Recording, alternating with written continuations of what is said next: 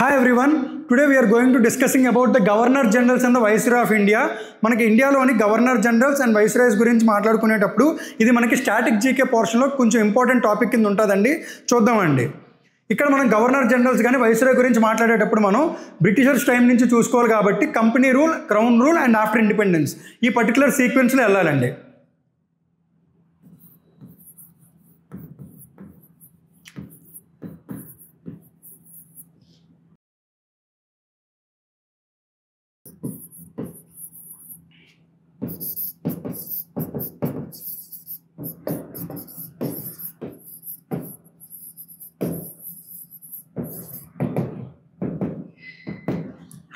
చూడండి, company rule, crown rule and after independence. అంటే మనకి కంపెనీ రూల్ ఎప్పుడైతే స్టార్ట్ అయ్యిందో in the year 1773 to 1857. Company rule మనకి 1773 నుంచి 1857 వరకు అయ్యిందండి.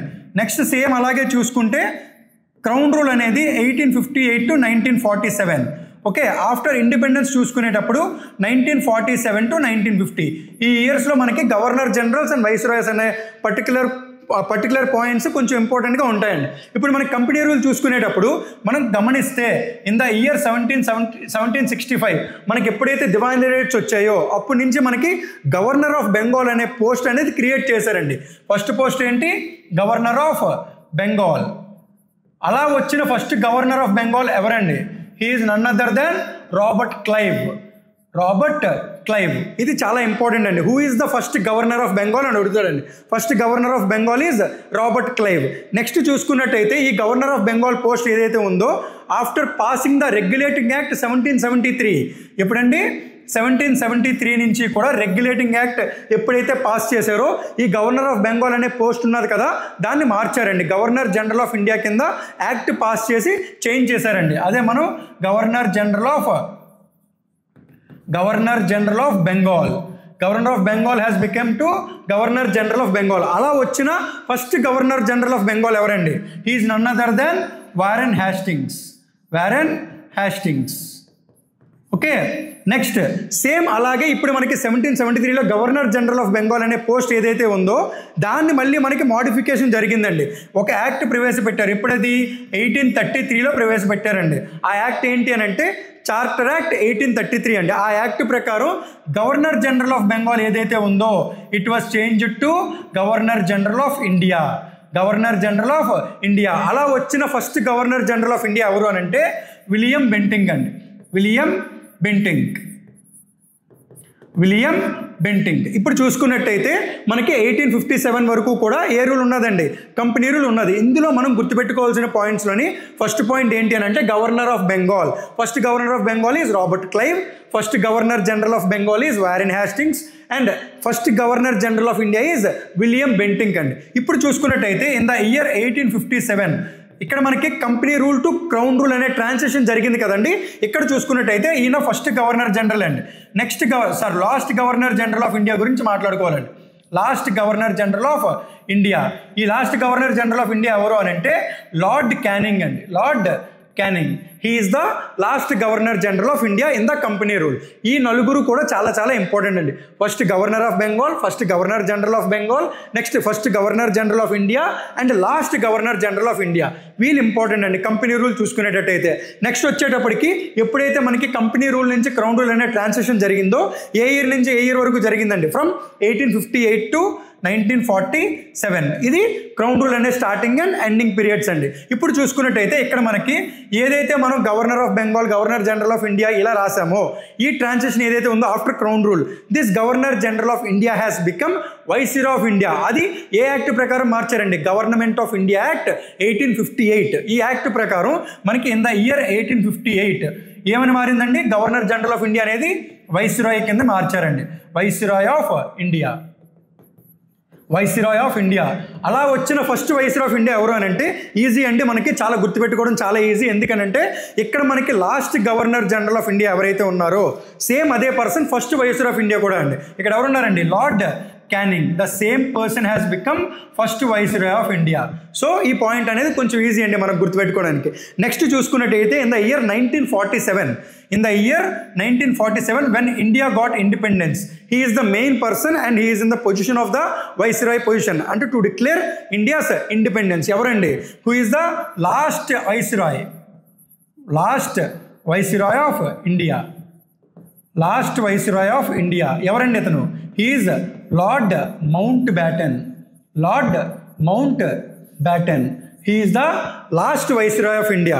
ఇక్కడ చూసుకున్నట్టయితే ఎప్పుడైతే మనకి ఇండియాకి ఇండిపెండెన్స్ వచ్చిందో, after India's independence again this name viceroy of India అనే పేరు ఏదైతే ఉందో according to India independence act 1947 ఆ పేరుని మళ్ళీ గవర్నర్ జనరల్ ఆఫ్ ఇండియా కింద మార్చారండి. అంటే ఆఫ్టర్ 1947 ఎప్పటి వరకు రాసామండి? ఇది 1950 వరకు కూడా మన ఇండియాలో గవర్నర్ జనరల్ ఆఫ్ ఇండియా అనే పోస్ట్ ఉన్నదండి. ఇప్పుడు చూసుకున్నట్టయితే after 1947 governor general of India, after 1947 governor general of India.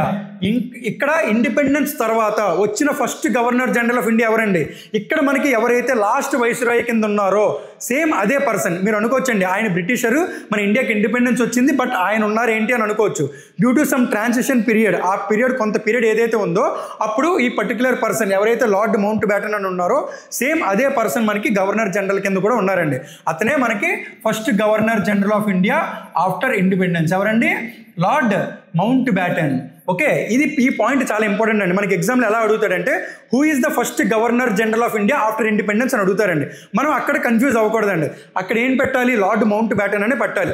ఇప్పుడు చూసుకున్నట్టయితే ఈయన 1947లోని అప్ టు సమ్ డేసే ఉన్నారండి. తర్వాత మళ్ళీ మనకి జూన్ 1948 నుంచి ఒక పర్సన్ వచ్చారండి, ఒక ఇండియన్. మనకి ఇప్పుడు ఎగ్జామ్లో క్వశ్చన్ అడగచ్చు, who is the first and last governor general of India as an Indian to become the governor general అని అడిగారు అనుకోండి. అంటే ఇతను ఏంటి అని అంటే ఫ్రమ్ 1948 నుంచి కూడా గవర్నర్ జనరల్ ఆఫ్ ఇండియా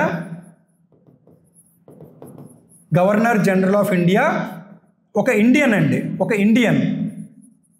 అలా వచ్చిన పర్సన్ ఎవరు అని అంటే he is the first person and he is also the last person. ఆయన ఎవరు? None other than Rajagopalachari, Chakravarti Rajagopalachari. ఇతను governor general of India as an Indian అండి. He is the first Indian and he is also the last Indian. అంటే from 1948 to 1950. అంటే మన కాన్స్టిట్యూషన్ని ఎప్పుడైతే 26th January 1950 ఆ particular point నుంచి మనం అడాప్ట్ చేసుకొని at the same time completely came in to force అని చెప్తున్నాము. ఆ పర్టికులర్ డే వరకు కూడా he is the governor general of India. అంటే first Indian and last Indian to become the governor general అయితే సి రాజగోపాలాచారి అండి. జస్ట్ ఒక్కసారి చిన్న రీక్యాప్ చూడండి. ఫస్ట్ గవర్నర్ ఆఫ్ బెంగాల్ అయితే Robert Clive, first governor general of Bengal అయితే Warren Hastings, first governor general of India అయితే William Bentinck, last governor general of India in the company rule అయితే Lord Canning. Next first viceroy of India in the crown rule 1858లో Lord Canning. Again the same person has become the viceroy. Next last viceroy of India అయితే Lord Mountbatten. Again after independence first governor general of India అయితే Lord Mountbatten and first and last person to become the governor general of India after independence C Rajagopalachari up to 1950. ఈ 1950 తర్వాత 26th January 1950 ఎప్పుడైతే మనకి republic day and constitution completely came in to force ఉన్నదో అప్పుడు మనకి president of India elections కూడా conduct చేసిన తర్వాత 24th January 1950 ఇండియాలోని ఫస్ట్ ప్రెసిడెంట్ ఆఫ్ ఇండియాని అపాయింట్ చేశారండి. Who is the first president of India? Doctor B Rajendra Prasad. He is the first president of India. అంటే పార్లమెంటరీ ఎలక్షన్స్ కండక్ట్ చేశారు కదండి 1951 to 52 మధ్యలోని. దానికన్నా ముందే మనకి ఎప్పుడైతే రిపబ్లిక్ డే జరుపుకున్నామో 26th January దానికన్నా ఒక 2 days ముందు 24th January 1950 doctor B Rajendra Prasad has become the first president of India. అంటే మీకు ఏ కాంపిటేటివ్ ఎగ్జామ్లోనైనా సరే first governor general of Bengal కానీ ఫస్ట్ గవర్నర్ ఆఫ్ బెంగాల్ కానీ వైస్రాయ్ కానీ ఇలా అడిగారు అని అంటే మీరు కన్ఫ్యూజ్ అవ్వకుండా ఉండడానికి ఈ పర్టికులర్ పాయింట్స్ ఏవైతే ఉన్నాయో ఒకవేళ మీకు గనక గుర్తుండకపోతే ఇంకొకసారి చూసినా సరే మీకు ఈజీగా గుర్తుంటాయండి. మీ అందరికీ కూడా ఈ పర్టికులర్ క్వశ్చన్స్లో ఏ క్వశ్చన్ వచ్చినా సరే మీరు ఈజీగా పెట్టగలరు. Hope this video helps and thank you so much అండి.